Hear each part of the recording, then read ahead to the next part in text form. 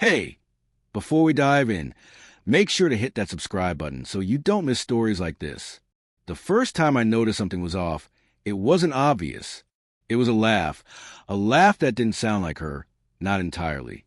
I had been at the coffee shop around the corner from our apartment, nursing a late morning latte, when I saw her through the window. She was leaning close to another man, her hand brushing his arm, her eyes lighting up in a way I hadn't seen directed at me in months. My chest tightened, like the air had been stolen from my lungs. Her name is Claire. We've been married for 7 years, shared 2 kids, 2 dogs, and more inside jokes than I can count. Our mornings usually began with the smell of coffee brewing and the faint sound of her humming while getting breakfast ready. Lately, though, she had been busy with errands, calls, texts, always something. I brushed it off at first, because trust is something you hold on to, even when doubts start whispering. But seeing her there, laughing so freely, I couldn't shake the image. It was the way she tucked her hair behind her ear, leaned into him, completely absorbed in his world. My phone buzzed in my pocket. I glanced at it, just a work email, nothing urgent. And yet my hand shook. I watched as she pulled out her phone, typing quickly, giggling at something on the screen. That laugh, that smile, it was intimate, familiar, but it wasn't meant for me. I wanted to storm in, yell, ask what the hell was happening, but I froze.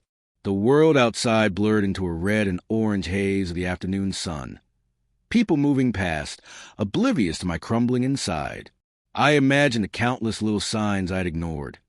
The sudden interest in new outfits, the secretive texts that she forgot to mention, the late nights she blamed on projects.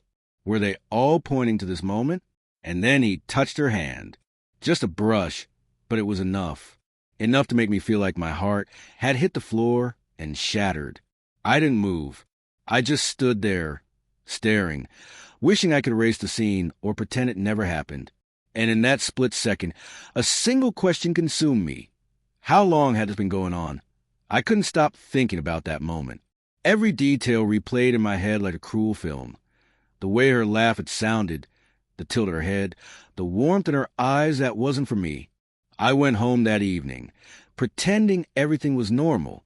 Claire greeted me with a tired smile, like nothing had happened. Dinner smelled like roasted chicken and garlic, and our kids chattered about school. I nodded, smiled, laughed when I had to, but my stomach was a twisting knot. By nightfall, I was scrolling through my phone, trying to convince myself I was imagining things. But her messages told another story. I noticed subtle patterns over the past month.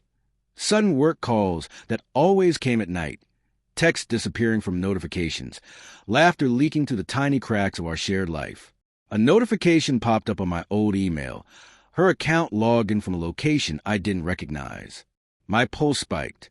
I confronted her lightly at first. Busy night at work again? I asked, trying to keep my voice calm. She laughed. That same careless laugh that had broken me earlier. Yeah, just some deadlines, she said, but there was something in her eyes.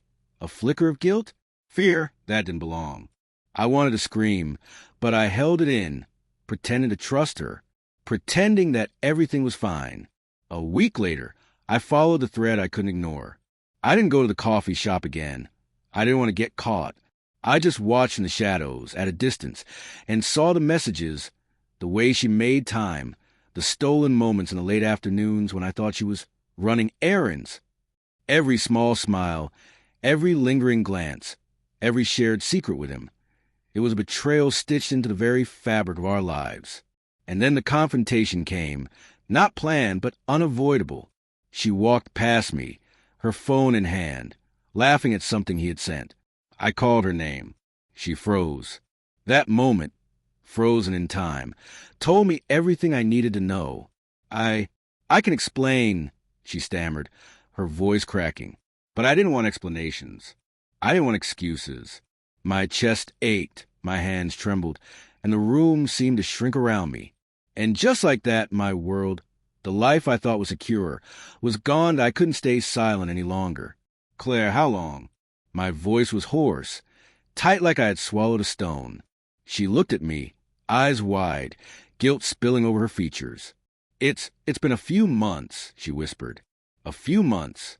That phrase hit me harder than any blow could. The life we built, the promises, the mornings we shared, all compressed into those few months of lies. I wanted to cry, to scream, to break something, anyone. But I couldn't. I just stared, numb, as the weight of betrayal settled over me.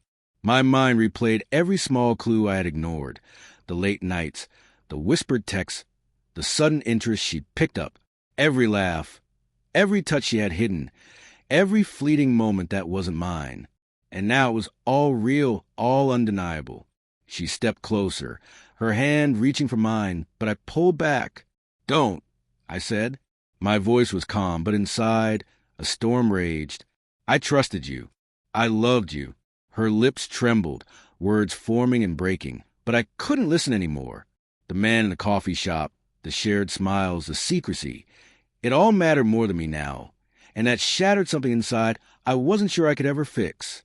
The nights that followed were empty.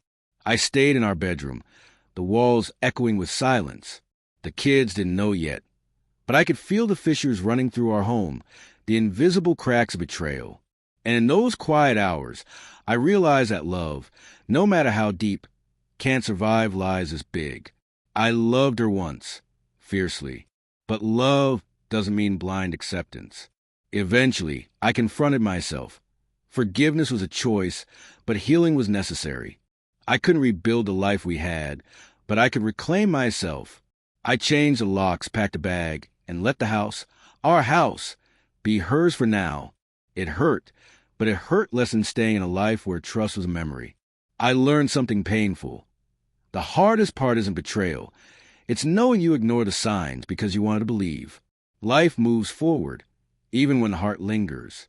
And one day, maybe I'll laugh again, not at someone else's words or someone else's touch, but at the freedom of choosing my own path. If this story touched you, or if you've been through heartbreak yourself, share your thoughts below. Don't forget to subscribe for more real, emotional stories that make you feel every moment.